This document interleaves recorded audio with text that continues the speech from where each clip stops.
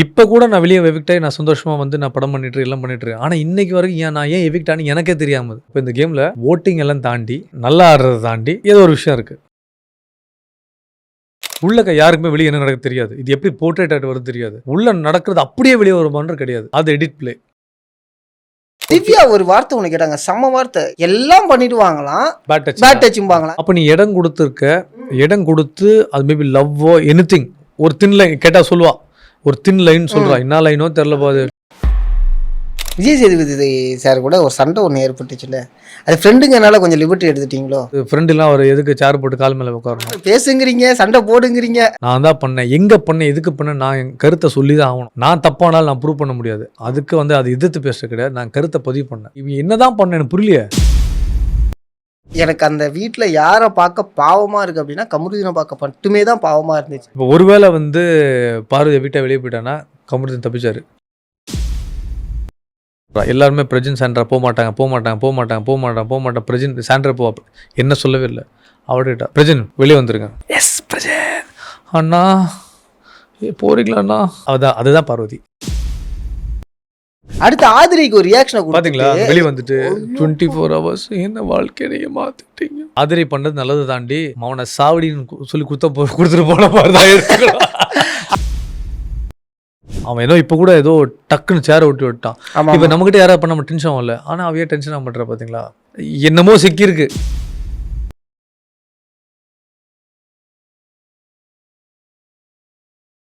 Trend tax நேயர்களுக்கு வணக்கம். நான் உங்கள் சதீஷ். இன்னைக்கு நம்ம கூட பிரஜன் தான் இருக்காங்க. வணக்கம், எப்படி இருக்கீங்க? ப்ரோ, இப்போ பிக் பாஸ்குள்ளே வருவோம்.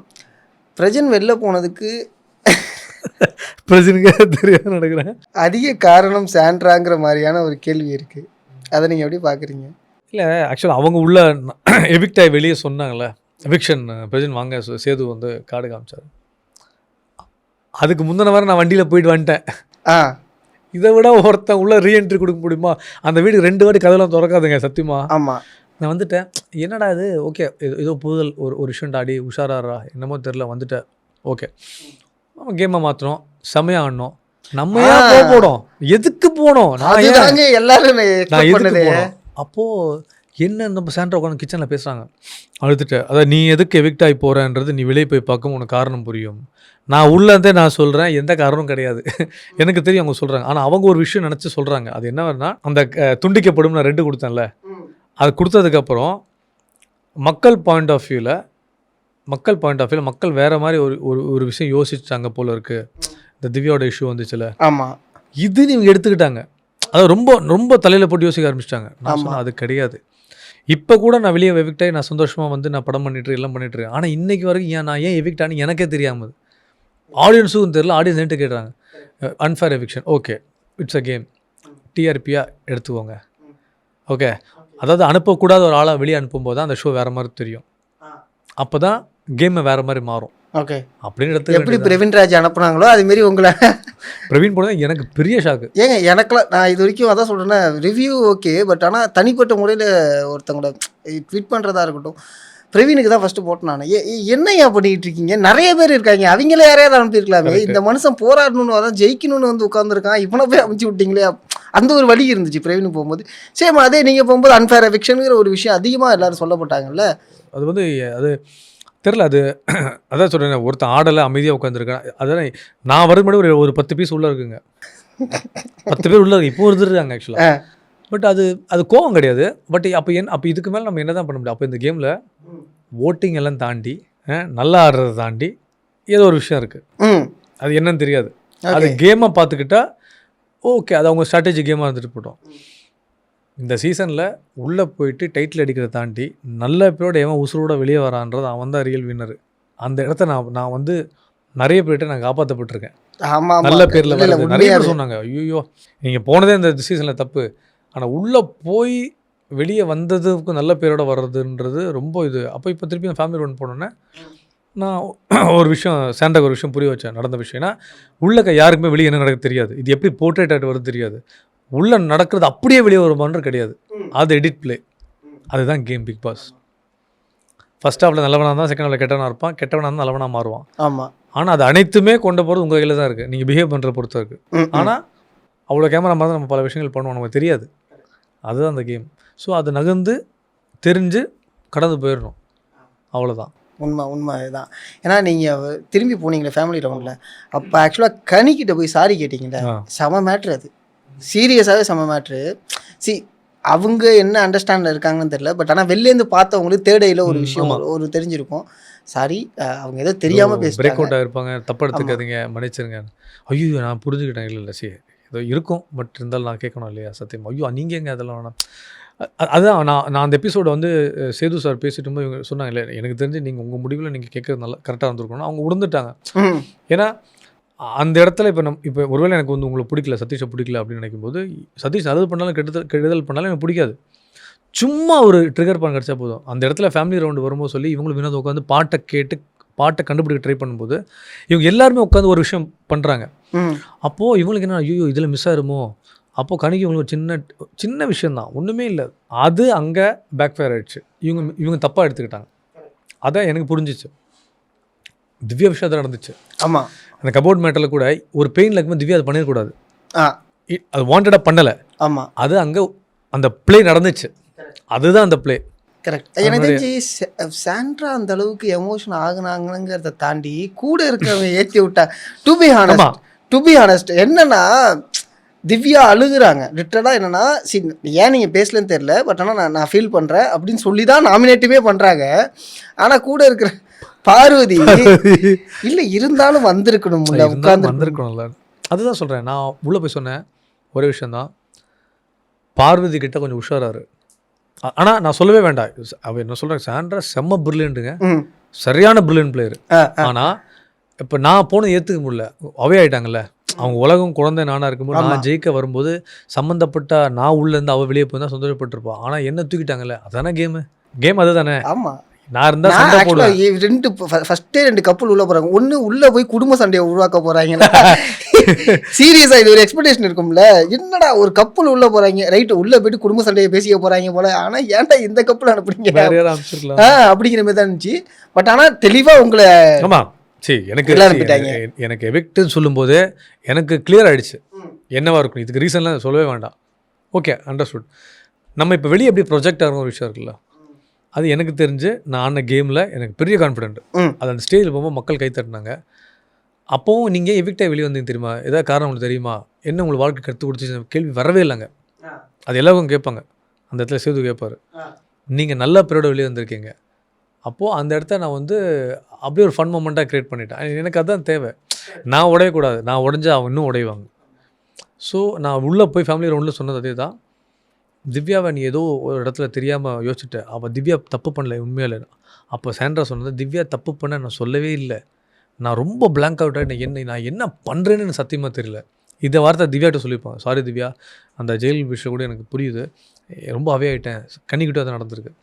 ஸோ இதெல்லாம் சாரி கேட்டு நவுந்து போகிறது தவறான விஷயம் கிடையாது. ஆனால் ஆர்குமெண்ட் பண்ணக்கூடாது, அங்கே அக்செப்டன்ஸாகி கடந்து போயிடணும். அது நான் போய் பண்ணேன். அடுத்த நாளே அவங்க கேமை மாற்றிக்கிட்டாங்க. ஆமாம் ஆமாம், அடுத்த நாளே ஒரு மாதிரி ஹாப்பி ஆகிட்டாங்க. அது வரைக்கும் சந்தோஷம். குழந்தையும் மாற்றிட்டாங்க, அவங்க ஹாப்பி. அதுதான் ஒரு மாற்றம் தேவை. ஸோ நான் கரெக்டாக போய் ஒரு விஷயத்த பப்ளிக் என்ன நினச்சோம் அதை போய் அதுதான் நான் கன்வே பண்ண நினச்சேன், நான் போய் கன்வே பண்ணிட்டேன். கரெக்ட். எனக்கு என்னென்னா, பார்வதி கூட யார் இருந்தாலுமே காலி தான் நினைக்கிறேன். நீங்கள் எனக்கு எங்கே ஷாக் ஆனிச்சுன்னா, என்ன பண்ண போகிறோம்னு சொல்லிட்டு உள்ளே போயிட்டு நீங்கள் அந்த பாத்துவேக்குள்ளே போன மாரி ஆயிடுச்சு எனக்கு. இல்லை அதான் நான் சொன்னேன், அது நிறைய பேர் என்கிட்ட கேட்டாங்க. உள்ளே வந்து போனால் அவங்க ஒரு அன்பு கேங்னு ஒரு கேங் இருந்துச்சு. அந்த கேங் இப்போ இருக்கு. அந்த அன்புல பூ இல்லை ஒரு ஆள் போயிட்டாரு. ஆமாம், அவருக்கே தெரியும். அப்போது உள்ளே போய் கணிக்கிட்டே சொன்னேன், உங்களுக்கு அன்பு கேங் யார் அது, சபரி, விக்ரம், எஃப்ஜே, இது ஏன்னா இவங்கெல்லாம் கேங்காக தான் இருந்தாங்க. சபரி கொஞ்சம் அவாய்ட் ஆகிட்டார், எஃப்ஜே வெளியே போயிட்டான், இப்போ மட்டும் தான் இருக்குது. ஸோ அப்படி இருக்கும்போது இன்னும் அந்த ஷேடோ கேம் ஆடிட்டு இருக்கீங்க. 5-6 பேரில் இந்த 6 பேர் ஆளுக்கு 2 ஓட்டு, 12 பேர். ஆப்போசிட்டில் இருக்கிற 12 பேர் நம்ம காலி பண்ணிடுவோம், நம்ம அப்படியே ஃபைனல்ஸ் வந்துடுவோம். அதுக்கு நம்ம மாற்றி குத்திக்கலாம். இதுதான் ஸ்ட்ராட்டஜி. அப்போ நீங்கள் ஒரு கேங்காக ஃபார்ம் ஆகி ஒரு விஷயம் பண்ணுறீங்க. அப்போ நாங்கள் வைல்ட் கார்டாக உள்ளே வந்துட்டு நாங்கள் 3 பேருமே உங்களுக்கு கேங்காக இருந்தால் 3:80 3:20 கூட வச்சுக்கலாம். அது அப்படி இருந்தால் கூட பிரச்சனை இல்லை. அதுதான் சொல்கிறேன், அப்படி இருந்தால் பிரச்சனை இல்லை. ஆனால் எங்கே பார்வதி வந்து உள்ளே பூந்தானா, பார்வதி தான் வந்திருக்கா வாலண்டியராக. வெளியே நானும் கமருதீனில் எப்படி ஃபோக்கஸ் ஆச்சுன்னா, அவங்க உள்ள கையில் சில விஷயங்கள் எழுதி காமிச்சிருப்பாங்க. அது கூட நான் கமருதீன் சொன்னேன். ஏன்னா ஒரு ஆள் கமருதீன் நான் படம் பண்ணுற செட்டுக்கு வந்தான் ஒரு பையன், ஒரு ஆள் எனக்கு தெரியும். டே தப்பாக வெளியே ஃபோக்கஸ் ஆகுதுடா, கொஞ்சம் உஷாராக இருந்துக்கும். அப்படியா, நான் என்னென்ன வந்துச்சு, டே நீ எழுதின வரைக்கும் வந்துச்சுடா, ஐயோ! அப்போ அவன் கொஞ்சம் தெளிவாக விஷயத்தை ரிசீவ் பண்ணிட்டான். ஆனால் யூஸில் வச்சவங்கள திரும்ப திரும்ப வந்து அவன் மூலமாக தான் ஆட்டோமேட்டிக்காக மாறுறான். அது வந்து கமருதீனோட விஷயம் கிடையாது. ஆனால் பார்வதி வந்து இதை ஒரு ஸ்ட்ராட்டஜியாக வச்சு எவ்வளோ வாட்டம் அந்த ஸ்ட்ராட்டஜி போகும். அதுலேயே லவ் ட்ராக்கை கொண்டு போகலாம் ட்ரை பண்ணான். ஆனால் அவன் வந்து அந்த பெட்ரூமில் நான் இங்கே இருப்பேன், திவ்யா இருப்பேன், சாண்ட்ரா கிட்ட பார்வதி கேட்டுட்ருக்கா. ஆமாம். அப்போ இவங்க எல்லாம் சொல்கிறாங்க, இல்லடி இப்படி தப்பாயிரும், உங்கள் அம்மா தப்பாக எடுத்தோம். அப்படியா? இல்லடி நான் அம்மா கிட்ட மறுநாள் காலையில் இந்த பால் அப்படியே அந்த ஸ்பின்னை போட்டுட்டு எங்கள் அம்மா கிட்ட எனக்கு தெரியும் நான் எப்படி பார்த்துட்டு வருதுன்னு, அதை நீங்கள் சொல்ல வேண்டாம். எனக்கெல்லாம் செம்ம டென்ஷன் நினச்சப்போ. அப்போ அவங்களும் சொல்கிறாங்களே, அவங்களும் சொன்னாங்க, ஏங்க எல்லாத்தையும் கேட்டுட்டு தப்பாக இருமா பேக் ஃபயர் ஆகும் தானே சொன்னம்மா, சரி அதுக்கப்புறம் உங்கள் இஷ்டம். ஸோ இப்படி பண்ணுற பார்வதி எந்த அளவில் நான் பண்ணுவாங்களே, அவங்க தான் வாழ்ந்து. அப்போ என்ன சொல்லிக்காங்கன்னா அவங்களே கமருதீன் சொல்லியிருக்காங்க, அதாவது வைல்ட் கார்டு என்ட்ரி வந்தோடனே ஒரு கிளி கிழிச்சாங்க எல்லாரையும் போட்டுட்டு. ஓகே, நம்ம எடுத்தோடனே அவங்களுக்கு நம்ம கேம் பார்த்துட்டு வராங்க, நம்ம அவையவாக இருக்க வேண்டாம், அவங்க கூடயே நின்றுட்டு நம்ம அப்படி போகலான்றதான். ஸோ இப்போ கூடயே வந்து நிற்கும்போது இவ ஸ்ட்ராட்டஜி நமக்கு தெரியும். அவளாக வந்து ஜாயின் பண்ணி கூடயே இருக்கும்போது வெளியே இருந்து பார்க்குறவங்களுக்கு ஒன்றாயிட்டான்ற மாதிரி ரிஃப்ளெக்ட் ஆகிடுச்சு. இதுதான் அங்கே நடந்தது தவிர்த்து. ஆனால் உள்ளே போனால் முதல் சண்டே எனக்கும் வாட்டர் மெலனுக்கும் பார்வதி தான் கை வச்சு. ஆமாம் ஆமாம் ஆமாம் ஆமாம். ஸோ அப்போ வந்து ஜாயின் ஆனதுக்கப்புறம் வந்து நான் அதை பண்ணிடக்கூடாதுல்ல. ஆக்சுவலாக டீமில் அவளாக வாழ்ந்துற வந்ததுன்னா சேஃபாக ஆட வந்தால் உள்ளே வந்து ஒரு டீமாக வந்தது. அதுதான் அவள் கேம் பாயிண்ட்டு. ஆமாம். ஏன்னா எங்களுக்கு எந்த வகையில் என்ன ஆயிடுச்சுன்னா, என்னடா இந்த டீமை காலி பண்ண வரேன்னு சொல்லிட்டு அந்த டீமில் போயிட்டு ஒரு மாதிரி கொலாப்ஸ் பண்ணிட்டாங்களே பார்க்குறது அவங்களை அப்படி தெரிஞ்சிச்சு. ஆக்சுவலாக எல்லா வாட்டியும் வந்து உட்காருது, சாப்பிட்றது, பேசுறது, நாமினேஷனில் டிஸ்கஸ் பண்ண ஆரம்பிச்சிட்டாங்க பார்வதி. ஆமாம், அதுதான் ஷாக் இன்னுமே. ஆமாம், அது என்னன்னா அது வந்து ஓப்பன் நாமினேஷன். Open nomination. அது என்ன தப்பு நடந்து அந்த தப்பை ஸ்டார்ட் பண்ணது சுபிக்ஷா. கிச்சனில் சொல்லி பாருப்பா எனக்கு 2 ஓட்டு உந்துச்சு மக்களே, ஓட்டை வேஸ்ட் பண்ணாதீங்கன்னா தயவு செய்து 2 ஓட்டு மேலே யாரும் போட்டுறாடா, எல்லாத்தையும் ஈர்த்து கொண்டு வந்துருங்கடான்னு சொல்லி அவள் ஆரம்பிச்சு விட்டா. ஆனால் இதுக்கு இந்த பக்கத்தில் நாங்கள் டிஸ்கஸ் பண்ணியிருப்போம். என்னதான் தெரிஞ்சிச்சு வெளில. அதான் அது சரி தெரியும்ன்ற தெரியுமா, நம்ம ஆர்டிஸ்ட் நம்ம கேமரா தெரியுங்கள. சரி நீங்களும் ஒரு விஷயமா பிளான் பண்ணுறீங்க, அப்போ அந்த பிளானிங் பண்ணுறது தவறாக தெரியல, ஆனால் பிளானிங் செய்த கூட்டணி தவறு. அதுதாங்க உடனே ஓகே இதெல்லாம் கூட ஓகே ப்ரோ, இதெல்லாம் முடிஞ்சு போச்சு. 3 வாரமாக ஒருத்தன் ஆடிட்டு இருக்கான், நல்லா ஆடிட்டு இருக்கான், நாமினி கொடுத்துட்டு டீமே காப்பாற்றி விட்டான். ஒருவேளை நான் அந்த நெக்லஸ் எடுத்துக்கலன்னா நாங்களாம் டைரக்ட் நாமினில. ஆமாம். அப்போ இது எந்த இடத்துல எடுத்துக்கிறது? அதுதான் கேம். உண்மை தான். அந்த இடத்துல ஆக்சுவலாக திவ்யா செம்மையாக சண்டை போட்டாங்க. நியாயப்படி பார்த்தா சுபிக்ஷா இங்கே இருக்கவே கூடாது ஜெயிலு உள்ள அப்படின்னு சொல்லிட்டு சீரியஸாக கேட்டாங்க. ஏன்னா அந்த புள்ள இல்லைன்னா இந்நேரம் நீங்களாம் ஜெயிச்சிருக்கவே முடியாது, அவ்வளோ விஷயங்கள் பேசினாங்க. ஆனால் நீங்கள் பிளான் பண்ணி உள்ளே அழைச்சிட்டு உட்கார வச்சிட்டீங்க, ஜெயிலுக்குள்ளே போட்டிங்கல்ல அப்படின்னாங்க. நிறைய விஷயத்தில் திவ்யா பேசுறது எனக்கு கொஞ்சம் கரெக்டாக தான் இருந்துச்சு. எனக்கு எங்கே வந்து பிரச்சனை இல்லைன்னா கூட பிரச்சனையாக மாறுறதுக்கு எங்கே ஆரம்பிக்குதுன்னா பார்வதி உள்ளே வரும்போது தான் ஆரம்பிக்குதுன்னு நினைக்கிறேன். உங்களுக்கு அங்கே அந்த அட்மாஸ்பியரே அப்படி இருக்குமா, எப்படி இருக்கும்? இல்லை, அங்கே அந்த வீடே அப்படி தான். அந்த வீடு அப்படி தான். இவன் வந்து பேசிட்டு போவா, பட் இவன் என்ன பண்ணுவான் நமக்கு நல்லா தெரியும். ஆனால் நம்ம ஏதோ ஒரு மூடில் இருப்போம், அந்த மூடில் ஏதோ வந்து பேசுவோம். ஆனால் அவள் ஏற்றி விடுறாள் இல்லையா, க்ளீனாக தெரியும். ஆனால் சில இடத்துல இப்போ நான் வீட்டான வந்து போய் வந்துட்டு சரி கவலைப்படாத ஒன்றும் பிரச்சனை. அதாவது நம்ம ஒரு டவுனில் இருக்கும்போது நம்மகிட்ட யாரும் வந்து பேசும்போது நம்ம டக்குன்னு அவங்ககிட்ட ஒரு சாஃப்ட்கான ஆயிரும். ஆமாம், அது நெகட்டிவாக பாசிட்டிவாக. ஆனால் பார்க்குறவங்களுக்கு ஐயோ ஒன்றாயிட்டாங்க, ஆடியன்ஸ் இவ்வளோ பிடிக்கல, அது ஒன்றாவது கிடையாது. சரி ஒரு சும்மா ஒரு தோல் தேவைப்பட்டிருக்கு. நான் போய் அவர்கிட்ட சொன்னேன் சாண்ட்ரா, நான் எனக்கு அவளை பற்றி தெரியாதா, ஆனால் நான் டவுன் ஆக்கும்போது அவன் வந்து என்கிட்ட பேசினான், வேறு ஒன்றுமே இல்லை. ஒருவேளை அவள் டவுன் ஆக்கும்போது திவ்யா ஃப்ரெண்டாக தான், திவ்யா கிட்ட தான் ஒன்றா இருந்திருப்பா. அப்போ அந்த கேம் அங்கே நடந்திருக்காதுல்ல, இவங்க 2 பேருக்கு ஒரு விஷயம் வந்திருக்காதுல்ல. திவ்யா இடம் கொடுக்கலாம், அது நடந்திருக்காது அப்படிங்கிற மாதிரி ஆயிருந்திருக்கும். ஒரு விஷயம் நடந்திருக்காதுல்ல, அது அவ்வளோதான். அது கேம். இன்னைக்கு காலம்புற கூட சண்டை தெரியுமா, பார்த்தீங்களா நீங்கள்? கமருதீன் கூட சாண்ட்ராவுக்கும் பார்வதிக்கும். அப்படியா? ஆமாம், சூப்பரு. காலம்புரை அவங்க ஏதோ வெசல் வாஷ் பண்ணிகிட்டு இருக்கும்போது பார்வதி ஏதோ ஒன்று கேட்டாங்க, என்ன மேட்ருன்னு தெரில, நான் பாயிலேருந்து தான் பார்த்தேன். இல்லை நான் சொல்கிறேன், எனக்கு அப்படி எனக்கு தோணாது. ஆமாம் உங்களுக்கு தான் தோணாதே. 2 பேருக்கும் அது காலம்புரை லைட்டாக ஆரம்பித்தாங்க. அது இன்னைக்கு நைட்டு ஃபுல்லாக 1 ஹவரில் பார்த்தா என்னன்னு தெரியும். இல்லை அதான் சொன்னேன்னா, யார் சண்டை போடுறதுன்ற அந்த வீட்டுக்குள்ளே எல்லா ஆங்கிளும் நீங்கள் இருக்கணும், நியாயமாக ஒரு பக்கம் நிற்கணும். இந்த ஃப்ரெண்டே தப்பு பண்ணாலும் தப்பு தான். நான் சொன்னேன் பார்வதி சில விஷயங்கள் இப்படி பண்ணுவாங்க. ஆனால் இப்போ என்னன்னா அவங்க ஃபேமிலி ஒன்று வரப்போதில்ல, இப்போ அதே அந்த பயத்தில் உட்காந்துட்டு இருக்கா. இல்லை எனக்கு அதுவுமே எனக்கு வந்து கேமிங் பிளான் தான். எனக்கு தெரிஞ்சு அவங்க அம்மா ஒன்றும் பண்ண மாட்டாங்க. எனக்கு என்ன தோணுதுன்னா தெரியல, மேபி எப்படி வேணால் மாறலாம். ஒன்று அவங்க வீட்டிலேருந்து வரல அப்படின்னு சொல்லிட்டாங்கன்னு சொல்லிட்டு அப்டேட் பண்ணுவாங்களோ அப்படின்னு ஒன்று தோணுது. இல்ல பாசிபிள் இருக்கு. ஆனால் 24 ஹவர்ஸ் வரமாட்டேன்னு சொல்கிறது. ஆமாம், நடந்த விஷயம்லாம் பார்த்தா ஆக்சுவல் கணக்குப்படி பார்த்தா அவன் வரக்கூடாது. இவ்வளோ விஷயத்தில் இது எப்படி திவ்யா ஒரு வார்த்தை ஒன்று கேட்டாங்க, செம்ம வார்த்தை. என்னன்னா எல்லாம் பண்ணிடுவாங்களாம், பேட் டச் பேட் டச்சும்பாங்களாம். ஏன் பேட் டச்னா அப்பயே சப்புன்னு அறைய வேண்டியது தானே?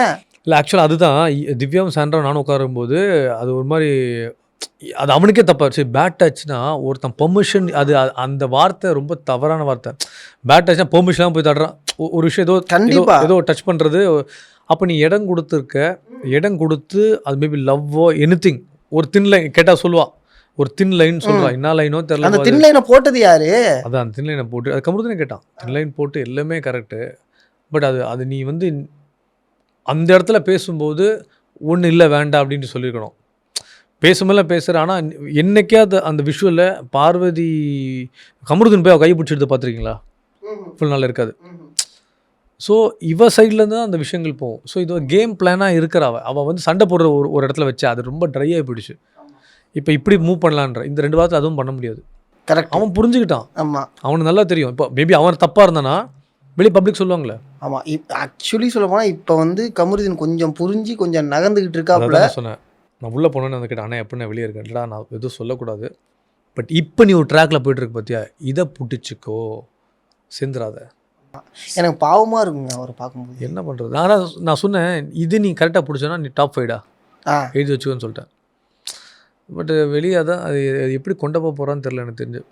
எனக்கு மெயினான ஒரு விஷயம் என்னென்னா, சாண்ட்ரா வெளில வந்துட்டாங்க, பட் இன்னும் பழைய சாண்ட்ராவாக வரணும். அதான் இந்த கேம் ஓவர் பண்ணாங்களா ஃபர்ஸ்ட் வீக்கில்? அப்பா நான் தான் சொல்லிட்டு வந்தேன், முதல் வாரத்தில் நீ ஒரு கேம் ப்ளே பண்ண, அது எனக்கே அதிர்ச்சியாக இருந்துச்சு. ஹோட்டல் டாஸ்கில். ஸோ அது நான் உனக்கு உறுதுணையாக இருந்தேன் ஒரு 20% மட்டும்தான். ஏன்னா நான் ஒருவேளை 50-50 எடுத்திருந்தா கூட இது ஒரு 2 பேர் சேர்ந்து ஆடுற கேம் தருவாங்க. நான் வந்து வண்டி அடித்த ஸ்ரீமன் மாதிரி ஓரமாக இருந்திருந்தேன். நான் வரவே இல்லை. ஏன்னா நானும் சொன்னேன், பாருங்கள் பார்த்துக்கோங்கப்பா, பிரச்சனைலாம் பார்த்து அப்படியே போய் நின்ட்டேன். அப்போ சந்தேகம் வராது என் மேலே. இல்லை 2 பேர் சேர்ந்து டாஸ்க் பண்ணுறாங்களோ அப்படின்னு நினச்சிப்பாங்க. அந்த சாண்ட்ராவை இந்த 2 வாரத்தில் பார்த்தாகணும்னு நான் சொல்லிட்டு வந்திருக்கேன். வந்துட்டா ரொம்ப சந்தோஷம். அது இல்லாமல் நீங்கள் சேர்ந்து விளாட்லன்னு சொல்கிறீங்கல்ல, அதை சொல்கிறதுனாலேயே எங்கள் பிரச்சனை ஆயிருக்குன்னு நினைக்கிறேன். ஆமாம், இல்லை எனக்கு தான் இப்போ அந்த வீட்டில் எல்லாம் முடிச்சுட்டு நாங்கள் அந்த கிராசரி இடத்துல ஓரமாக உட்காருவோம். நைட்டு உட்காந்து நாங்கள் பேசுறது கேம் பிளான் கிடையாது. இன்னைக்கு ஸ்கூல் போயிருப்பாங்களா, இங்கே மழை பெய்யுதே, சாப்பிட்ருப்பாங்களா, இதெல்லாம் வந்திருக்கோம்.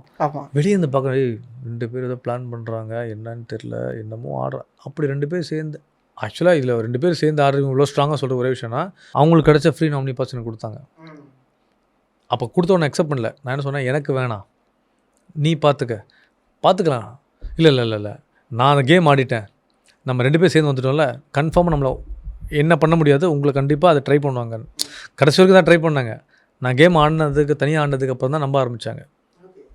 அது கண்டிப்பாக இருக்கும்ல. ஏங்க என்னை பொறுத்த வரைக்கும் ஒன்று என்னென்னா, தனியாக உட்காந்து பேச தப்பு கிடையாது. ஏங்க புருஷன் முன்னாடி அமைச்சிருக்கீங்கன்னா தனியாக உட்காந்து பேசாதே. அப்படியே கப்பல் தானுங்க. இல்லை எனக்கு புரியவே இல்லை. அதுக்கு ஒரு அங்கே ஒரு கேஸ் ஏற்படுத்தலை, நான் உடன்படல. ஓகே, விக்ரம் சொன்னதை நான் அக்செப்ட் பண்ணிக்கிறேன். எமோஷனல் பாண்டிங் உங்களுக்கு இருக்குது, அது தாராளமாக அது பெரிய ஒரு ப்ளஸ், அதை அக்செப்ட் பண்ணிக்கிறேன். பட் 2 பேரும் சேர்ந்து பேசுகிறாங்கன்னு ஒரு விமர்சனத்தை உள்ளே வச்சு சேர்ந்து ஆடுறேன். நான் அப்புறம் ஒரு கட்டத்தில் டிசைட் பண்ணிட்டோம், சரி நம்ம சேர்ந்து ஆடுவோம். என்ன தப்புன்னு கேட்குறேன். நாங்கள் 2 பேர் சேர்ந்து ஆடினா ஒரு பர்ஃபார்மன்ஸ் செம்மையாக இருந்துச்சு. அதை சொல்லவே இல்லை சார், நிறைய விஷயத்த வெறும் குறைகளை மட்டுமே பேசிட்டோம்ல. இல்லை நான் சொன்னேன், சரி 2 பேர் சேர்ந்து ஆடுவோம், என்ன பண்ணலாம், என்ன பண்ண முடியும் உங்களால், 2 பேர் குத்துவீங்க ஓட்டு பரவாயில்ல. ஆனால் எல்லா 15 வாரமும் வந்தவன் பெரிய ஆள் தான், போயிட்டு நான் பப்ளிக் சந்திச்சு வெளியே வரேன்ல. ஆமாம், அந்த ஒரு சுச்சுவேஷன் நான் ஃபிக்ஸ் பண்ணோம். என்ன ஆடினாலும் நீங்கள் ஒன்றும் ஆடுறேன்னு சொல்லிட்டு, அப்போ ஏன் உங்களுக்காக தான் அந்த ரெட்டே கொடுக்குறேன் சொல்லி கொடுத்தா என் கேமை மாற்றுறேன். அது அவங்ககிட்ட எதுவுமே சொல்லலை. அது என்னடா இது மோர் அஃபெண்ட் ஆகிட்டாங்க. ஆனால் அதுவும் அவங்களுக்கு தெரிஞ்சிருக்கும், நான் கேம் தான். ஆனால் அதை நான் ரெட்டு கொடுக்கும்போது அது எவ்வளோ சீரியஸான விஷயம். விஜய் சேதுபதி பாரு ரெட்டு கொடுக்க போகிறேன் இவன் இப்படி தான் அடப்பாவி. அது அவங்களுக்கு என்னென்னா, அது நான் ஒரு கேம் ஆடுறேன்னு நினச்சிட்டாங்க. அதில் 4 நாள் நாங்கள் ஒன்றும் பேசலையே. கரெக்ட். அண்ட் பர்ஃபார்மன்ஸ் பற்றி சொன்னனால, ஃபஸ்ட்டு வந்து அந்த ராஜ்யமில் இருக்கும்போது பண்ண பர்ஃபார்மன்ஸ் அது ரொம்ப நல்லா இருந்துச்சு. அதை தாண்டி இங்கே 3ஆம் பிறை அது பயங்கரமான விஷயம், நல்ல ஒரு அப்ரிஷியேட் வந்துருக்கும்ல அதுக்கு. ஏன்னா பார்க்கும்போது அவ்வளோ சூப்பராக இருந்துச்சு. என்னென்னா லைக் இதுதான் என் பிரச்சனை, அந்த ஆள் எந்த அளவுக்கு எஃபர்ட் போடுவாருங்கிறத இதில் பார்த்து தெரிஞ்சுங்கடா அப்படிங்கிற மாதிரி இருந்துச்சு. அது என்னன்னா, இவங்க எல்லாரையும் உட்காந்து அந்த வீட்டில் ஒரு விஷயம் பண்ணும்போது ஒருத்தர் பிடிக்காம போகும். இவங்களெல்லாம் சேர்த்து உட்கார வைக்கிறது இருக்குல்ல, ரொம்ப பாடு. சத்தியமாங்க. நான் சொன்னேன் வினோத் தான் சொல்லணும், வினோத் ப்ரோ இப்படி வைக்கிறோம், ட்ரெயின் வருது சப்போர்ட் பண்ணுங்க, இல்லை உட்கார வச்சாச்சு. இவங்களை உட்கார வச்சோன்னே அடுத்த டாஸ்க் இதை சொல்லுவாங்க, பயமாக இருக்குது எனக்கு. இது நடக்கும் சில டைம், நீங்கள் சாப்பாடு சமைச்சு வச்சுருங்க, சாப்பிட பார்ப்பீங்க, டாஸ்க் சொல்லிடுவாங்க. பிக் பாஸும் பொறுத்துட்டாரு, ஏதோ பண்ணுறான்னு சொல்லி நாங்கள் பிளான் பண்ணி இதெல்லாம் பண்ணோம். இதெல்லாம் பண்ணி முடிக்கிற டைம்னா அதிகமாக பேசக்கூடாது, பேசாமல் நடித்து காட்டணும். இது எவ்வளோ தூரம் வெளியே போக போகுதுன்னு தெரியாது எனக்கு. ஆனால் வெளியே போச்சு, சூப்பராக போச்சு, கன்வே ஆச்சு. ஓகே, இவன் நல்ல ஒரு ஆர்டிஸ்டா, அது ப்ரூவ் பண்ணணுன்றக்கா ஒரு விஷயம் எடுத்தது தான். இது கமல் சாருக்கு விஜய் டிவியில் நான் கமல் சார் 16 ஒரு ஷோ வந்துச்சு. அப்போ கமல் சார் ட்ரிபியூட்டை நான் பண்ணி முயற்சி பண்ணேன். அந்த முயற்சி திருப்பி இங்கே எடுத்திருக்கேன், அவ்வளோதான். Nice nice nice. Vijay Sethupathi sir கூட ஒரு சண்டை ஒன்று ஏற்பட்டுச்சுல்ல, அது ஃப்ரெண்டுங்கனால கொஞ்சம் லிபர்ட்டி எடுத்துட்டீங்களோ? ஐயோ சத்தியமாக கிடையாது. அப்பலாம் அப்படின்னு பார்த்தோன்னா அவர் திருப்பி என்னை வந்து என்ன உட்காந்து ஃப்ரெண்டுலாம் அவர் எதுக்கு சேர் போட்டு கால் மேலே உட்காந்து. ஆனால் இன்னொன்று ரெண்டு பாயிண்ட் ஆஃப் வியூவில் 2 பெர்ஸ்பெக்டிவில் பார்க்கலாம். ஒன்று வந்து அந்த ஆள் கெட்ட தானேயா கேட்டான், என்ன ஒன்று பேசுங்கிறீங்க, சண்டை போடுங்கிறீங்க அப்படிங்கிற ஒரு பெர்ஸ்பெக்டிவில் ஒன்று பேசினாங்க. அதே சமயம் சண்டையும் போட்டிருக்கீங்க. இல்லை நான் என்னென்னா முள்ள பொம்முடே சேது சொன்னார், இல்லை மச்சான், இல்லை அதான் அந்த அந்த அந்த இடத்துல அவ்வளோ நாள் நடித்து வந்து அந்த மச்சான்ற வார்த்தை அவர் சொல்லுவாரான்னு சொன்ன சான்றா கிட்ட சபாநாயகம் இருக்குது. அவர் சொன்னான்னா நான் சொல்லலாம்.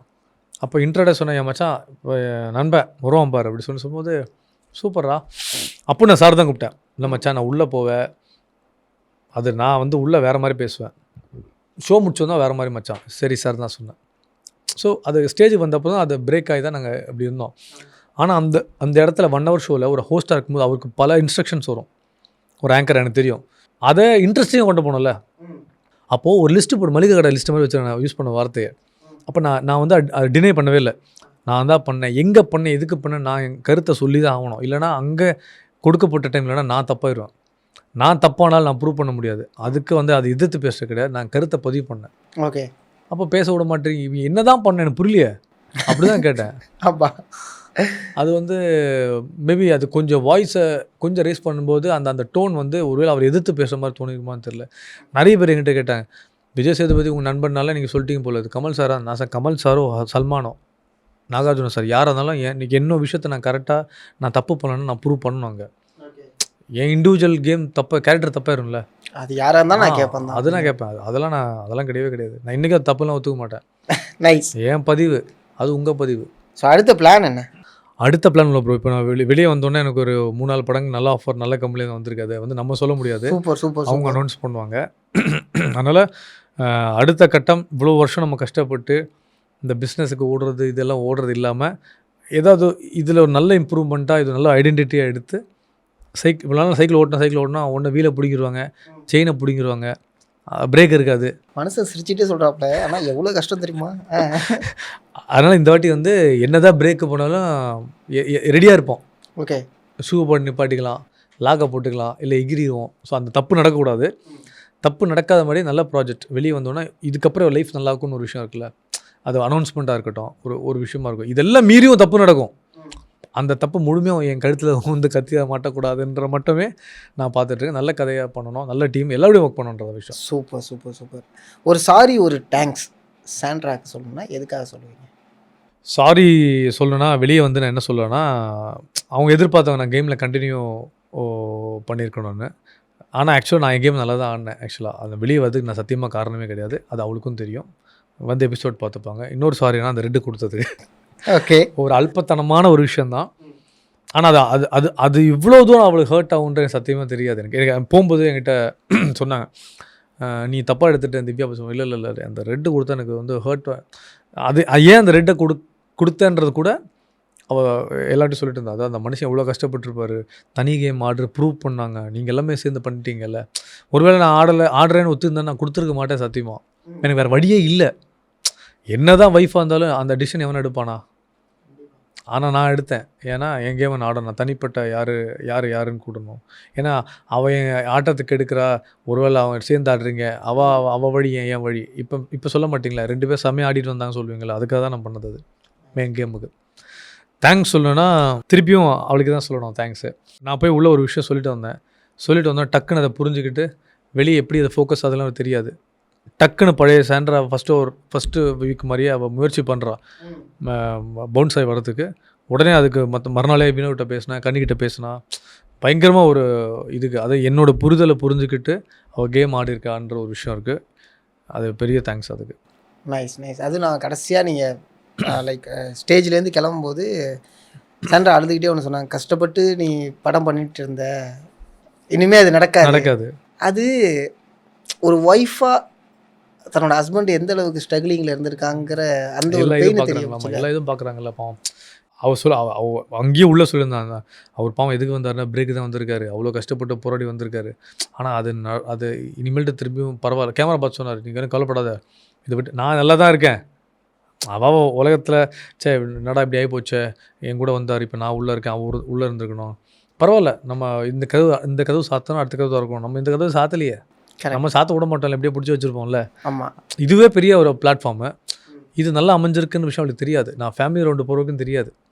அது போய் சொன்னதுக்கப்புறம் தான் பெரிய ஒரு மிஸ்டேக் உணர்ந்தா. ஐயோ அப்படியா, அப்போ எந்த பிரச்சனையும் இல்லையா, பசங்களை பார்த்துட்டா, இதுக்கப்புறம் நீ எதுக்கு வருத்தப்பட போகிற, இனி உன் கேம் ஆடு, கப் அடிக்கிறதுக்கு ஆடாத, ஜென்யூனாக ஆடிட்டு வா, அது உன்னை கொண்டு போய் சேர்க்கும். உன் தலையில் அந்த கப்பு எழுதிருந்ததுன்னா அது யாரும் மாற்ற முடியாது. ஆமாம், கண்டிப்பாக. நேர்மையாக ஆடுறதுனால கப்பு கிடைக்க போகிறது இல்லைங்க. ஆடுங்க அவ்வளோதான். அதுவாக மக்களாக ஒரு ஓட்டு போட்டு அதை கொண்டு வருவாங்க, அவ்வளோதான். அந்த லவ் மக்கள் மனசை ஜெயிக்கிறது தான் எனக்கு பெரிய விஷயம், சத்தியமாக சொல்கிறேன். ரொம்ப டஃப். ஆமாம், இப்படியே மாறிக்கிட்டே இருக்கு ஒரு நாளைக்கும். இல்லை, இன்றைக்கி வரும் கணிக்க முடியலையே, ஒன்றும் மாறல. அது ஆரம்பத்துலேருந்து கடைசி வரைக்கும் அப்படியே தான் இருக்குது. என்ன கதைன்னு தெரில. ஆனால் சத்தியமாக சொல்கிறேன், எனக்கு அந்த வீட்டில் யாரை பார்க்க பாவமாக இருக்குது அப்படின்னா கமருதீனை பார்க்க மட்டுமே தான் பாவமாக இருக்கு. என்னன்னா, உங்களை நான் நேரடியாக திட்டுறேன்னா எனக்கு சண்டை வளர்த்து முடிச்சுக்கலாம் ரெண்டு பேருமே. இப்போ திவ்யாவுக்கும் சாண்ட்ராக்கும் சண்டை, கனிக்கும் சாண்ட்ராக்கும் சண்டை, நேரடியாக நம்ம எதிரியாக மாறிடுவோம். நல்லா இருக்கீங்களா பிரஜன் அப்படின்னு சொல்லிட்டு பிரஜனை குத்தி விடு. இந்த மாதிரியான ஒரு நான் வெளில போகிறதுக்கும் நான் நகர்றதுக்கும் பிரச்சனை பயன்படுத்தினா எப்படி இருக்குமோ, ஸோ அந்த மாதிரி தான் பாவம் அந்த மனுஷனை போட்டு பயன்படுத்தி. அது அவனுக்கே தெரியும். பட் அதை விட்டு வெளியே வரதுக்கு ஹைட் டைமாக இப்போ தான் அந்த லாஸ்ட்டு இது. இப்போ ஒருவேளை பார்வதி வீட்டை வெளியே போயிட்டான்னா கமருதீன் தப்பிச்சார். ஆமாம், இப்போ அந்த மாதிரி யோசிக்க ஆரம்பிச்சிட்டாங்க. இல்லையே, பார்வதி கூட இருந்தவங்களா தானே எவிட் ஆகி போயிட்டுருக்காங்க. அதுதான் ஸ்ட்ராட்டஜி. அது அவட்ட இப்போ எல்லா யார் எவிக்ஷன் அவள் கேளுங்க, கரெக்டாக சொல்லுவாள். இப்போ எல்லாரும் சேர்த்து வரும்போது எல்லாருமே என் பேர் சொல்லு, ஆனால் அவன் என் பேர் கரெக்டாக சொன்னான்.